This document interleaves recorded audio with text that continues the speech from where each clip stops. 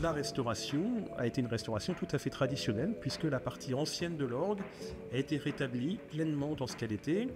Les sommiers, c'est-à-dire les pièces qui reçoivent la tuyauterie et qui permettent à l'organiste de faire parler telle note ou tel jeu, telle sonorité, etc., ont été conservées telles quelles, étaient très endommagées. Il y a une restauration très profonde de la part de l'entreprise Granson qui a restauré cet instrument.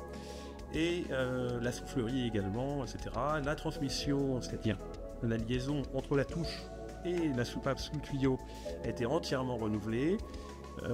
Et on a donc un instrument qui aujourd'hui est à la fois un orgue entre guillemets historique, puisqu'on a restitué l'ancien et complété, modernisé par les ajouts de cette présente restauration.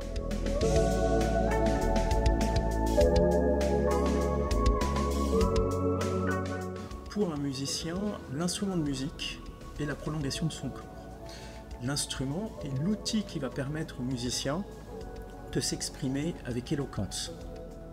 En l'occurrence, pour l'orgue de Saint-Jean-Baptiste, qui vient d'être restauré, donc il est pour moi comme un nouvel ami, j'ai envie de dire.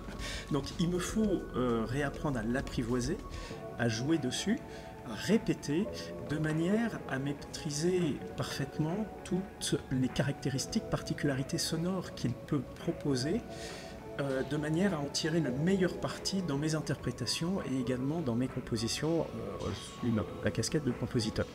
On entend souvent dire de la part des organistes titulaires, oui c'est mon orgue. Moi j'avoue que je suis aussi organiste et que j'ai tendance à dire, oui c'est mon orgue, c'est pas du tout mon orgue, mais néanmoins il y a un lien assez fort qui se crée nécessairement avec l'instrument.